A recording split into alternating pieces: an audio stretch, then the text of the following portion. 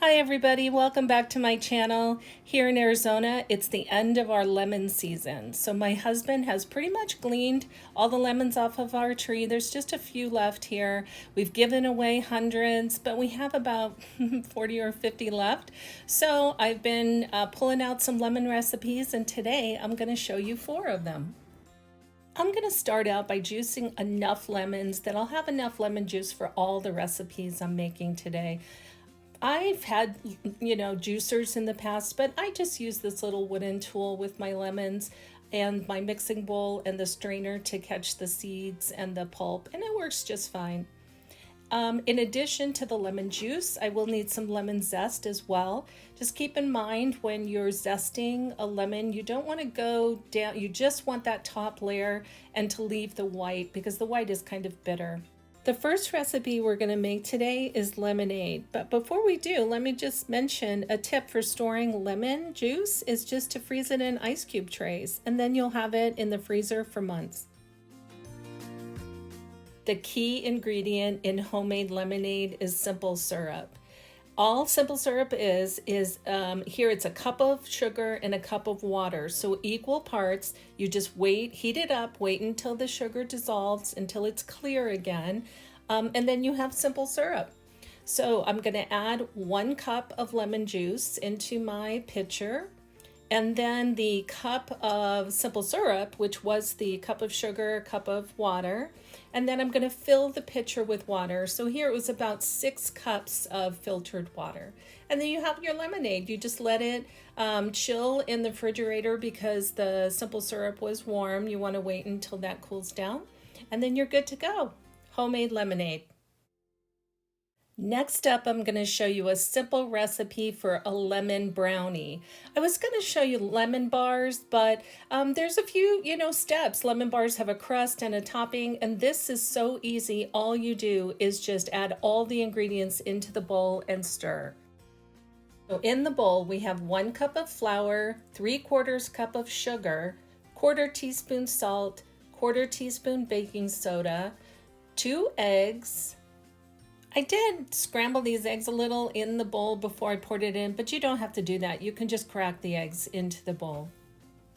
In this recipe, there's also a 1/4 cup of sour cream. If you watched my banana bread video, that recipe also had sour cream in it. I think it just really gives a lot of moisture to baked goods, so I like to add it. Then we have 3 tablespoons of oil. I used canola, use whatever kind you prefer. The zest of 2 lemons, and then 2 tablespoons of lemon juice. And then you just stir until combined. As you can see, there's not a lot of batter here. It just makes an 8-inch pan of brownies. So I'm adding it to a parchment paper lined 8-inch square pan, and then just make sure that you push it all the way into the corners so that it bakes evenly. It ends up being, once it's baked, about 1 inch tall. So you want to bake this at 350 degrees for 20 minutes. While the brownies are baking, we're going to make a glaze for the top. This is 1 cup of powdered sugar. I added 2 tablespoons of lemon juice and then some lemon zest since I had it.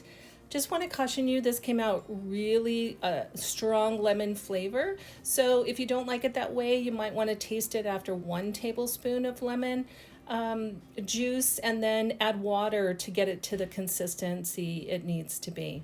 You can also leave out the lemon zest. That would make a difference as well.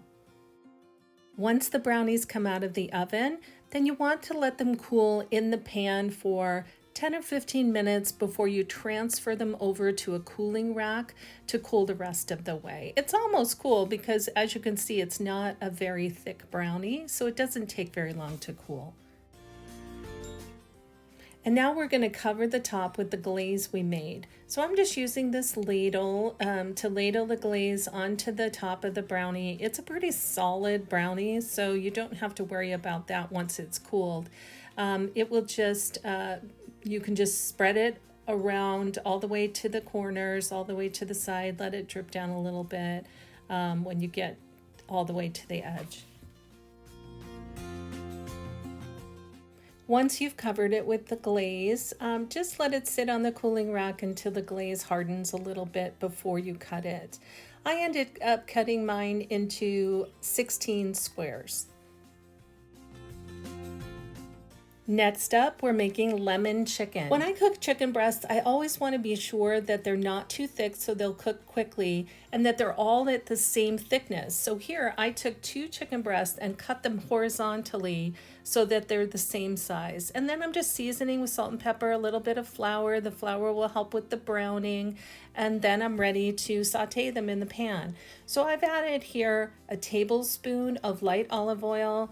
You can use any kind of oil you want, and then 1.5 tablespoons of butter. I add both the butter and the oil because the oil will help the butter not burn.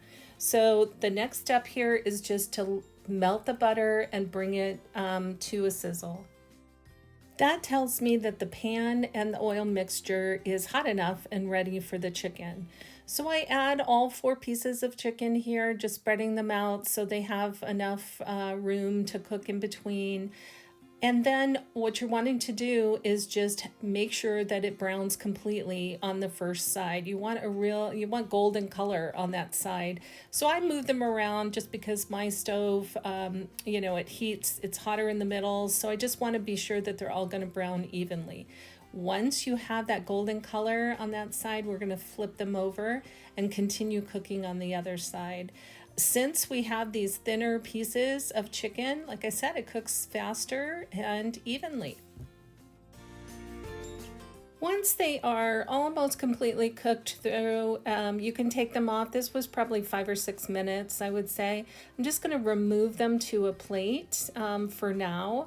And then we will be returning them to the pan a little later. So if it's not completely cooked through, it'll have another chance in a minute. So here I added a couple tablespoons of shallots, but you could add 2 cloves of garlic instead. I just had some shallots and I like to use shallots. It's a garlicky onion flavor, just like garlic is, but either one would work.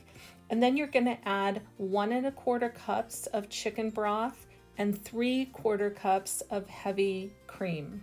Here I also added 4 tablespoons of lemon juice. For some reason I don't have a shot of that, I don't know why, and then also 2 teaspoons of Dijon mustard just to give it a little tang as well. So then we're gonna just bring this to a simmer, and we wanna be sure that we get all those little chicken bits off of the bottom because that adds a lot of flavor to this sauce. Last, I'm adding 3/4 cups of grated Parmesan cheese, and that's going to help thicken this sauce as well. Now, you can let this continue to simmer and it will continue to thicken down. And I did that a little bit here, but my plan is to actually serve this chicken on top of a pasta. So I want to be able to have enough sauce to use as a pasta sauce as well. So I didn't completely let this thicken. I am now adding the chicken back in. If you wanted it to be a little thicker, you would just let it simmer a little longer and it will thicken more. Now, depending on the thickness of your chicken, if you don't feel that it's completely cooked through, you may want to let it go a little longer here just to be sure that the chicken is completely cooked through. Then I'm just adding a slice of lemon on top. You want to, when you're serving something, for it to be clear what the flavor is going to be before someone bites into it. So that lemon will certainly help with that.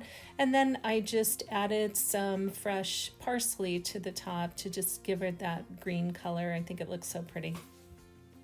Next up, we're going to make a salad dressing to go with a berry arugula salad that I'm making. So for this salad dressing, I'm adding 1/3 cup lemon juice, 1 tablespoon lemon zest, 1 tablespoon Dijon mustard, 2 tablespoons honey, and then 1/4 teaspoon of salt, 1/4 teaspoon of minced garlic, and then 2/3 cup, again, whatever kind of oil you prefer. So I'm using a light olive oil here for mine. And then you just want to, I put it in a mason jar, shake it vigorously so that it will emulsify. And then for my salad, I have some arugula here, some blueberries, some sliced almonds. I added some crumbled goat cheese. You could use blue cheese if you prefer, gorgonzola. You could also use raspberries or strawberries, any other kind of berry would do as well. And then I like to add a little bit of red onion to give it a little bite. Here's the tip with red onion. If the flavor is too strong, sometimes those onions are too strong. If you soak them in a little bit of water for about 5 or 10 minutes before you serve them, it'll kind of take that really strong bite out of a red onion. So I just add a little tiny bit of the salad dressing. I don't like salads to be, just swimming in dressing. I just add a little bit and toss it together and the salad is done. All right, now we're ready to bring this all together. To finish the chicken dish, I just made some linguine pasta, just based on the package directions, then added some of that creamy lemon sauce on top of the pasta. Then I sliced one of the chicken breasts and then just added it on top of my pasta. The chicken, like I said, I let it sit a little bit just to make sure it was completely cooked through. And then I just add some more sauce onto the chicken. And of course, my little slice of lemon. All right, here's all the recipes we made today. Honestly, I don't know that I would serve them all in the same meal, but hopefully you give these a try. The recipes are in the description box below. Thank you so much for watching. I so appreciate your support. Take care. Hope to see you next time. Bye-bye.